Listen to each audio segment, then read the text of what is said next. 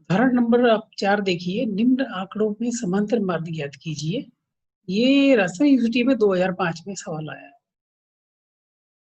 जो रक्तचाप है 70 से 80, 80 से 70 से 80, 60 से 70, 70 से 80, 80 से 90, 90 से 100, 100 से 110, 110 से 120 और 120 से 130, 130 से 140, 140 से 150 और 150 से 160। ये 10 डिजिट पे ये अलग अलग इसका बीपी है। और नंबर ऑफ पेशेंट है, जो मरीजों की संख्या है 4, 5, 5, 4, 3, 3, 1, 1, 1, 2 और 2। इसका समाधान के लिए आप ये देखिए, बीपी जो 60 से 70 के बीच में है उसका मध्यमान निकालेंगे। 60 और 70 को जोड़ के 2 का भाग देंगे तब 65 आएगा। और नंबर ऑफ पेशेंट है जो 4 है, 65 को 4 से गुणा करते हैं तो ये एफ का मान आएगा, ये 265 होगा। इस तरह से ये सारे बीपी के जितने भी पेशेंट है उनका ये इस तरह का कैलकुलेशन करेंगे और ये समेशन एफएक्स निकालेंगे। इसका जो टोटल इसको करेंगे तो ये 2965 होता है। नंबर ऑफ पेशेंट है जो वो लगभग 30 है। एन तो समेशन एफ अथवा एन, समेशन एन का मान ये 30 है। आप इसमें सवाल देखिए, सूत्र रखेंगे X bar is equal to summation F X upon summation F बराबर 2965 बटे 30 बराबर 98.83। ये इसका बार हो जाएगा। समांतर माध्य के कुछ मेरिट्स और डिमेरिट्स है इसमें। अभी जो मेरिट्स है इसके, ये एक तो सरल गणना सरल हो जाती है इसके कारण, समझने के लिए सभी सुगम है, चरों के सभी मानों को बराबर महत्व दिया जाता है, श्रेणी को क्रमबद्ध करने की आवश्यकता नहीं पड़ती, किसी भी रूप में गणना के लिए प्राप्त उत्तर स्थिर होते हैं, आंकड़ों के समूह केंद्रीय प्रवृत्ति स्पष्ट करते हैं आदि। इसके जब डिबेट्स हम देखेंगे तो जो दोष है समांतर माध्य के, वो अवास्तविक निरीक्षण के साथ ज्ञात करना संभव नहीं और सीमांत मूल्यों का माध्य पर सीधा प्रभाव। इसी तरह से ये मोड को आप देखिएगा, किसी भी श्रेणी में अथवा बारंबारता वितरण सारणी में चर का मान सबसे अधिक बार उपस्थित हो, उस श्रेणी का बहुलक कहलाता है। अर्थात श्रेणी के चर का मान किसी भी आवर्ती सर्वाधिक हो, बहुलक कहलाता है। दूसरे शब्दों में बहुलक के आसपास ही उस श्रेणी में लगभग समचर मान के चर मान केंद्रित होते हैं। वितरण में यदि आवर्ती एक ही चर मान पर वितरित रहती है तो उसे एकल बहुलक कहते हैं, तथा एक से अधिक चर मान पर सर्वाधिक आवृत्ति वितरित रहे तो बहुलक अथवा मल्टी मॉडल कहते हैं। व्यक्तिगत रूप से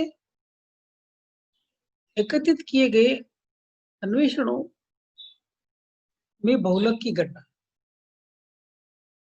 देख रहे हैं। आंकड़ों का निरीक्षण द्वारा एकल श्रेणी में बहुलक ज्ञात किया जा सकता है। वह मान जो श्रेणी में सर्वाधिक बार आए उस श्रेणी को बहुलक कहलाते हैं। इसमें आप देखिए, मानव के प्रति मिनट हृदय स्पंदन की दर को दर्शाया है, इसमें बहुलक ज्ञात करेंगे। आप ये 3 श्रेणी में अलग अलग ये मान इसके दिए हुए हैं। सर्वप्रथम श्रेणी के आंकड़ों को आकार के अनुरूप आरोही क्रम में विन्यासित करते हैं, तदुपरांत उसके चर के मान की आवृत्ति उसे सामने अंकित करनी चाहिए। सर्वाधिक आवृत्ति श्रेणी के बहुलक दर्शाता है। अभी जैसे चर का मान में आप देखिए 60, 61, 62, 63, 64, 65 और 70, ये कितनी बार आया ये देखिए। 60 2 बार आया, बाकी सब एक एक बार आए, और लास्ट में 70 है जो 3 बार आए। अतः सारणी 1 में बहुलक इसका 70 होगा, यही इसका आंसर है। दूसरे एग्जांपल में सारणी 2 जब इसका मान निकालते हैं, चर का मान देखिए 60, 64, 65, 70, 72 और 75। अब इसमें जितनी बार जो आया है वो 60 एक बार आया, 64 एक बार आया, 65 एक बार आया, 3 बार आया, 70 एक बार आया, 72 3 बार आया और 75 एक बार आया। आप ये डबल संख्या आप देख रहे 65 और 72 ये 2 बार आया है। तो आप सारणी 2 के अनुसार बहुलक संख्याएं 65 एवं 72 है। ऐसी श्रेणी जहां बहुलक के मान 2 मान हो द्विबहुलक श्रेणी कहलाती है। तो यहाँ बहुलक 2 ही होंगे, 65 और 72। सारणी नंबर 3 में देखिए चर का मान 60, 64, 65, 70। 60 आया 3 बार, 64 आया 3 बार और 65 आया 1 बार और 70 आया 3 बार। सारणी 3 में बहुलक संख्याएं 2 से अधिक अर्थात 60, 64 और 70 है। इन्हें बहुबहुलक मल्टी मॉडल श्रेणी कहते हैं। और यहाँ बहुलक 3 ही होंगे अलग अलग संख्या में। खंडित श्रेणी में बहुलक की गणना कैसे करेंगे ये आप देखिए। खंडित श्रेणी में बारंबारता वितरण के निरीक्षण मात्र से बहुलक ज्ञात किया जा सकता है।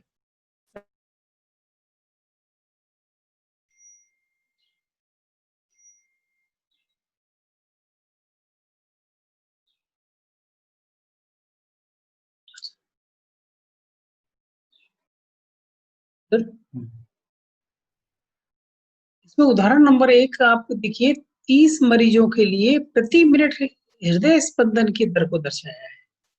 इसका बहुलक ज्ञात करने के लिए आप हृदय का हार्टबीट की दर देखिए आप 90, 92, 85, 70, 65, 75 और 90। ये तो इसकी पेशेंट की हार्टबीट है। इसमें नंबर ऑफ पेशेंट है जो 4, 2, 4, 4, 10, 5, 3, 2। उपरोक्त सारणी के से स्पष्ट होता है कि सर्वाधिक 10 मरीजों की हृदय स्पंदन की दर 70 है। अतः सारणी का बहुलक 70 ही है। अगला उदाहरण इसका है, प्रस्तुत तालिका किसी कक्षा में विद्यार्थियों का भार दर्शाती है। 40, 45, 50, 55, 60, 65, 70, 75। इसमें मरीजों की संख्या नीचे है 4, 2, 13, 15, 14, 12, 4, 5।